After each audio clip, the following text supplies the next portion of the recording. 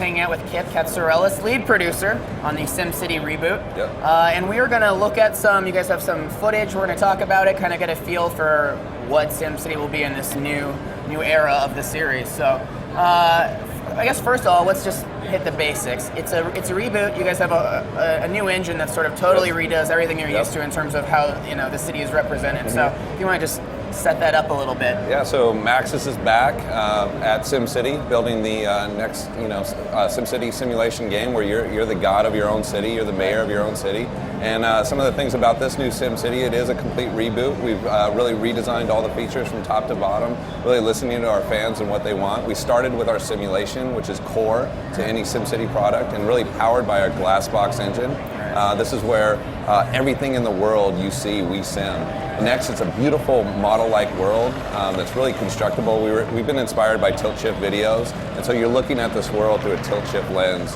And then the big new feature that players have been asking for is multiplayer. So we're really bringing friends, players together, connecting them up, so every decision you make at the city level has a rippling effect across your region and to your neighbors. Right. So walk us through the decision to go for the full reboot. Was it just sort of encapsulating everything that you wanted to change about it? I know with Glassbox, and again, the example I read was sort of before when there was a traffic jam, you would see an animation sort of representing a traffic jam, but now the systems are so much more complex, you're seeing the proper representation of oh, look, there is the traffic jam. I see exactly what's happening. Exactly. Yeah, so really gaming's changed so much since the last SimCity, and we really wanted to catch up, and we wanted to make this a very accessible SimCity, so anyone new to the franchise could just jump right in, but it's still, we're still targeting our core audience. So one of the ways we're doing that is, just as you said, everything in the world, you see traffic, it's happening in real time. Glassbox is allowing us to do that. You see crime, you're going to see graffiti on buildings, things like that. So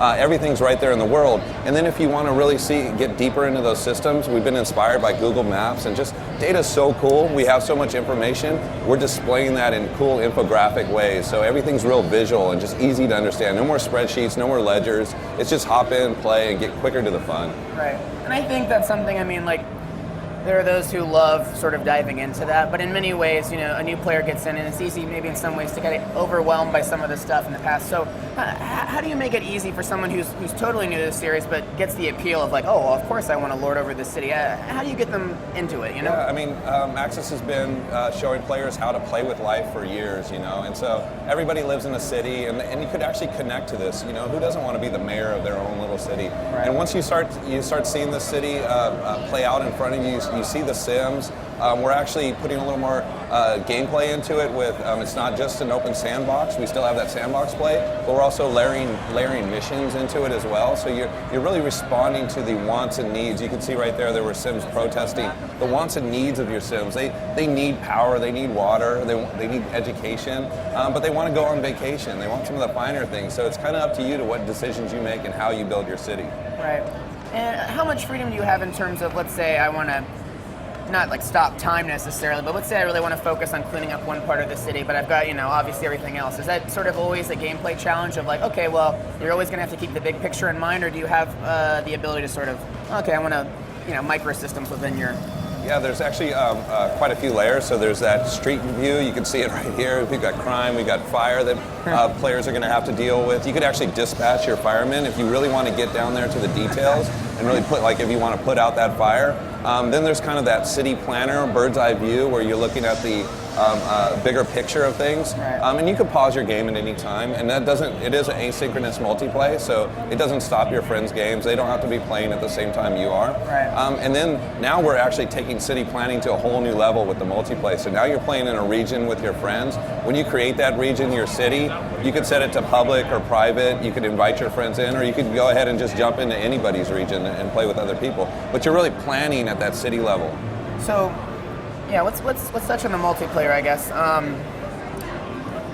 In terms of visualizing this, I guess. So you have your whole own city, and your multiplayer friends are controlling neighboring cities, or is it more like you're all working together within the confines of the city? Right. How do you guys... Yeah, you're in a region, and so there's multiple cities within that region, and there's just different region sizes. At E3, for example, we're showing off what we call our Friday night play session, where 3 players are playing in 3 different cities in a region, and they're actually collaborating on a great work. You can see it there, the international airport.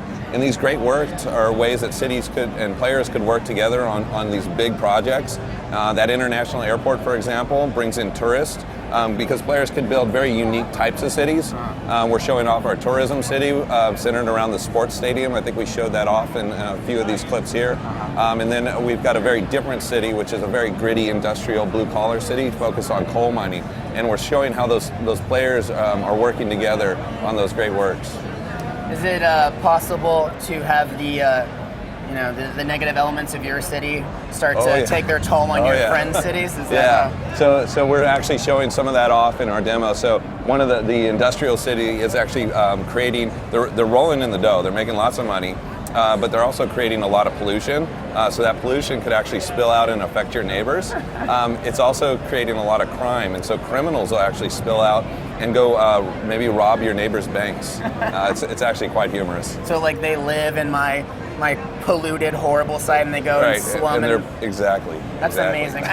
It's that kind of like sandbox experiences that I think always define like the single player experience before, where you're like, oh, today I've got this, I'm going to build this kind of city, or I'm going to build this, and now it's like, well, the dynamic between like, all right, well, I'm going to really mess with my friend and have like crime city over here, like, Gotham City, for lack of a better. Exactly. And we're really introducing these goals and these different, goals for players, these unique cities that they could try to aspire to build.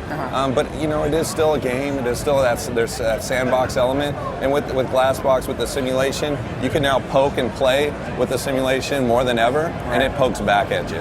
Right. So right now, the plan is that the multiplayer's on Origin, correct? So. Yes. Is it sort of play out like I'm playing single player and then someone joins in, or is it always kind of a separate thing? Like you've got your multiplayer city that you can work on, or you've got your single player city, or does it sort of merge between the two? How does that? It's really, we're trying to build up an experience that's tailored to you and your game style. So again, if you set up that region and you just want to make it private, you could go ahead and do that, and you can play multiple cities by yourself, and you can play an entire region by yourself. Let's say one day you go, you know what, I have a friend, I want them to play. You're connected to Origin, you give them an invite, and they could hop right into your city. Cool. So it's really mix and match, and really up to you how you want to do it. So you could, in theory, prepare a whole system and be like, okay, look, I've set this up for us, jump in and try to save whatever I've already sort of set up for you? Yeah. That's cool. So what sort of classic stuff in terms of like things your city has to deal with in this series? I know, I'm sure there's a lot of fan favorites in here. What sort of classic stuff's returning, and what sort of new stuff can people look forward to? Yeah, so everything you'd expect of being kind of the mayor of your own city, you have to deal with supplying it power and water, those basics. We've really streamlined how those works. Right. So you're not laying every single pipe. Your roads are actually carrying a lot of the power for you. Right. You're going to see garbage problems. You're going to see water treatment. I think there's a sewage pipe that you could place in your city, and you could spill sewage out anywhere in the city, and it's just shooting it out. It's hilarious. That sweet little part of the city where... So a lot of the basics are there, a lot of things you're familiar with, and we've actually added a few new things. So we have real wind maps, so there's air, and it powers your wind farms, and it's not as consistent as you might think. We have real water tables. All the trees in the city actually will start to die once there's too much pollution or you stamp on them. We have finite resources, so things like coal and oil that you could actually take advantage of in your city and build entire industries around. Very cool. So right now, are you guys, it's a Windows and Mac? Is it Windows focused? Right now we're focused on PC. Yeah. PC. And you guys have sort of a timeline for when we're looking for that, or is it just like... Yeah, so we announced at E3 we're releasing in February 2013 on PC. And you can pre-order now on Origin. You can get more information on simcity.com, and you could also follow us on Facebook or Twitter. Very cool. Well, it's looking awesome, and as someone who's always been a fan of those kinds of sandbox games and stuff, it's like... It's exciting to get the update. It's exciting to see, and that new engine is like insane from what little I've seen of it so far. So I'm looking forward to sort of that development. So SimCity's back. Yeah. All right, guys, we are gonna throw to. I forgot what we're throwing to. So we're gonna throw to something. I'll be honest. I straight up forgot. I was looking at SimCity, and I don't remember. Blew his mind.